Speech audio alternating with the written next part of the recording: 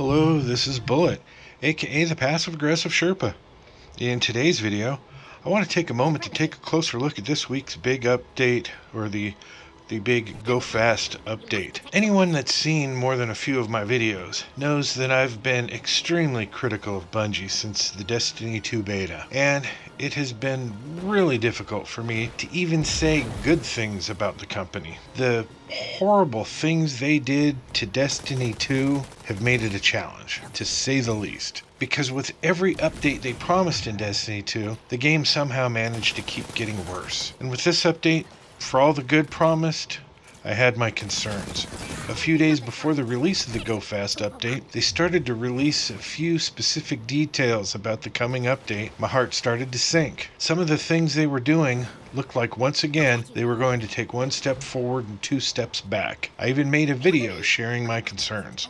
So when I got online yesterday and that update was ready to be installed and played, I couldn't wait to jump in and see for myself. But first I had to go around the game and get all the content needed to make the weekly reset video. And that too started to concern me, mainly because this week's Flashpoint was on Mercury. It's my least favorite destination in the game. And I felt like they did it just so that it would really help showcase the new speeds at which our Guardians can move. Not that there's anything wrong with showcasing it, it's just that I feel like they specifically chose it because Mercury is basically the size of a Walmart parking lot, and even the smallest amount of speed increase is going to look drastic in such a small place. I thought maybe they might be trying to cover something up, because if we're like in the EDZ where you can run forever, it's going to, you're going to know whether or not you're running fast. Then I see Tess Evers's inventory, and it pretty much sucks. No exotic ghosts, ships, or sparrows. In fact, she seems to be missing a slot. But before I can even begin to explore her inventory, I'm abruptly disconnected. Turned out my ISP Suddenlink went down again. It has been happening more and more recently, and has happened the past 3 days. And I'm expecting it to happen the same time again today. My point is, I was really excited to jump into the activities, but I needed to get through the weekly reset video first. So I made do with the content I had already, recorded it, worked on the video while my internet was down. Once all that was done, I was ready to dive in, and luckily my internet was finally back up. But I was ready for a fight. I was ready for this update to suck. I hate to admit it, but between my internet going down, Tess's shitty inventory, the Flashpoint being for a big week like this, I just thought it was just ridiculous that Bungie did that. I was on the verge of a full-on, mean, hardcore rant if this update failed to deliver. I can't stress enough how thrilled I am to report that, in my opinion, from what I've seen thus far, the update is a success. And I was thankfully wrong about my predictions. Though I still stand by many of them. Nightfall sucks, the scoring is poorly thought out and nonsensical, the lack of modifiers was without a doubt one of the dumbest things Bungie has ever done, not applying the quitter's penalty to quick play mode is borderline offensive. But the totality of what they have accomplished in the rest of this update far surpasses those negatives for the moment. Right now, Destiny 2 is officially fun to play. I haven't even begun to fully explore all the new abilities. What I have done so far is completed the milestones on my Titan and Hunter, except for the raid on my Titan and the Nightfall on my Hunter. I ran the Nightfall with my Warlock also last night, but I haven't done any of the milestones on her character. I plan to knock those out today. I've seen a lot of improvements to the Warlock Solar subclass that I'm really excited about testing out. So much to do, but I want to express to everyone that I'm not saying Destiny 2 is fixed. It's got all kinds of things that need to be worked on. But I can say that for the first time in Destiny 2's short history, it finally feels good to play. So let's jump into a few things and explore some gameplay. First up, the Crucible. I had a blast running it yesterday. I completed the milestones for it on my Titan and Hunter and never got bored. That is a first. Even Mayhem has always seemed slow to me because of the time it takes to respawn.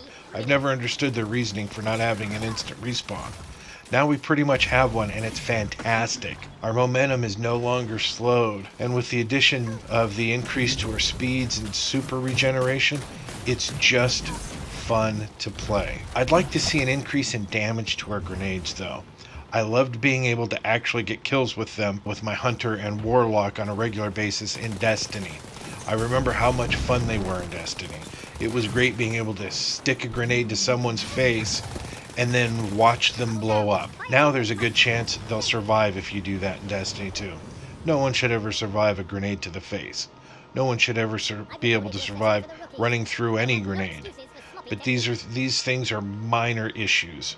If you felt the Crucible hasn't been fun, now is a great time to jump back in. Next up, I want to talk briefly about the weekly Nightfall. Bungie's choice to go with the Pyramidion was brilliant. It's the perfect strike to showcase our increased abilities. I ran Nightfall twice yesterday. The first time on my Hunter with my buddy Medium. It took us almost 50 minutes to complete it. A lot of it was my fault. I have run this strike at least 100 times, and most of those times were when it had the torrent modifier on. So I was used to jumping into this strike and having non-stop grenades. I died a few times because I kept thinking I've got grenades to throw, and then realized too late that I didn't. I believe Medium had the same issue as well, but once we worked it out, we eventually got it done, and it was a good time. I mean, it never seemed boring or tedious. It was fun. It was our own screw-ups that were making it take so long. Then we went back in and I ran the strike with my Warlock. I'm not the best with her character. In Destiny, she was my strongest character.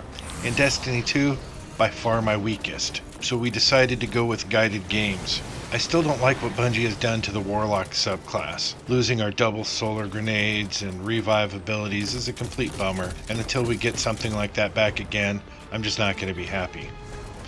All that being said, and of course having a third player with us, we completed Nightfall a lot quicker.